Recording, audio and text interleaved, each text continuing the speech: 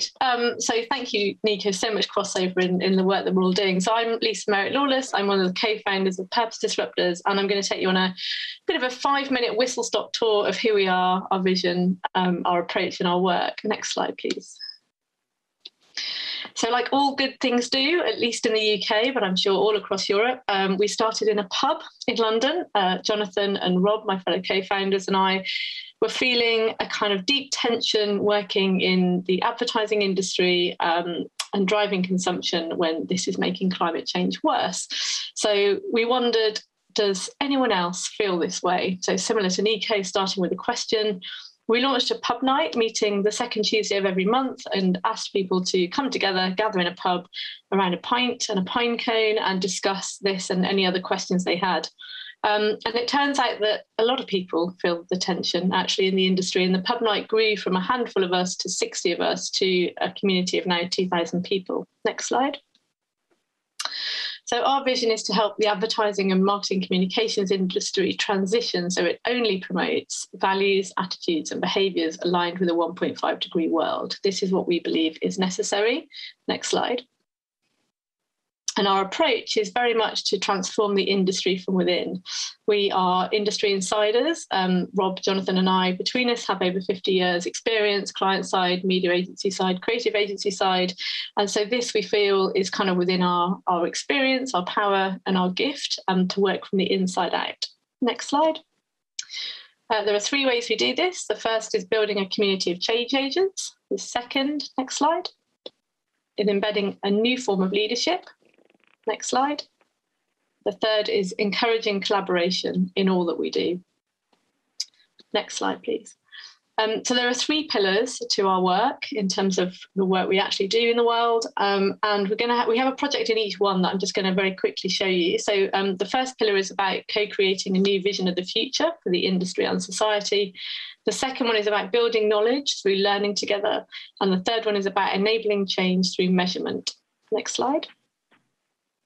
So the Good Life 2030, this project is about co-creating a new vision of the future, a new good life that replaces, if you like, the old good life we've been promoting in society for a very long time. We use the language of good life because people understand what that is for them. It's simple and it avoids words like sustainability and green and climate friendly, which either people don't understand or they kind of turn away from.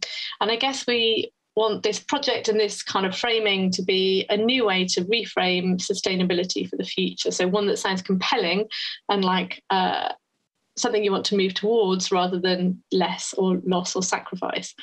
And I guess we see this project as a contribution from the ad industry. So if we are to halve emissions by 2030, it's clear that the advertising industry needs to play its role in changing both itself and its influence in society.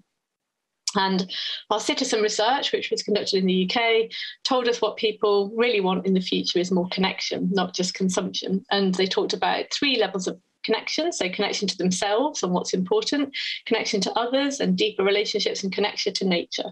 And this is a real shift from separateness, which is kind of what we've grown up with, to one of interconnection. The insights from the research are used in our industry leader workshops, and over 100 leaders from the industry have already participated in these.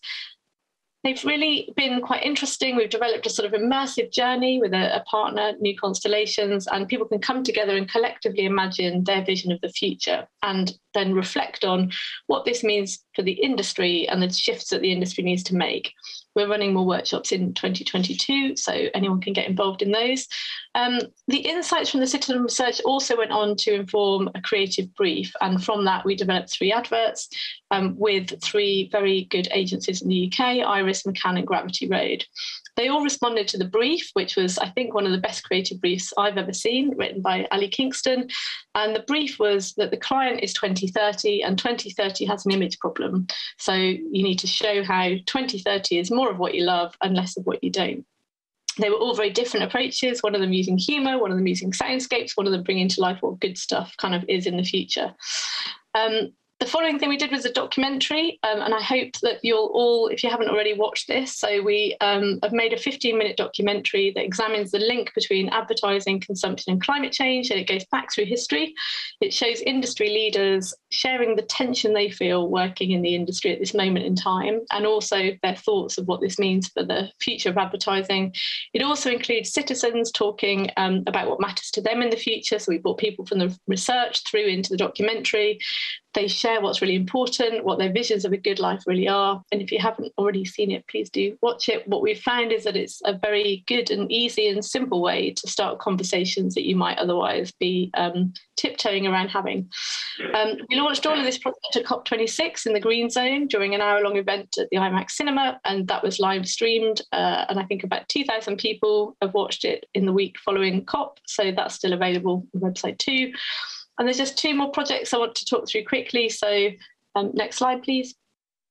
So Change the Brief Alliance is something we've just launched as well. And I guess this is all about learning and education. So one of the most important ways our industry can respond to the climate crisis is obviously through the work we put out in the world. So the work that promotes sustainable values, lifestyles and behaviours in our clients' audiences. And this bridges the gap between agencies as clients. So the Alliance exists to give our industry and our clients the skills, knowledge and confidence to do all of this. It promotes sustainable lifestyles through the work to address the climate crisis. And every campaign, I guess, is an opportunity to normalise the behaviours, the products, the services, the attitudes we all know that we need to adopt. And in every campaign, we can promote that to move towards a 1.5 degree world. So in Change the Brief on the platform, we've got a faculty of experts who've done all the hard work, gathered all the materials, resources, knowledge. It's full of videos, very interactive, to enable agencies, media owners and clients to speed up the change and learn as they go. The founding partners of this training and learning platform are WPP, Omnicom and Havas, with more people having just signed up recently. And next slide, please. The final project, just to touch on, is one we also launched at COP in the Blue Zone called Advertised Emissions.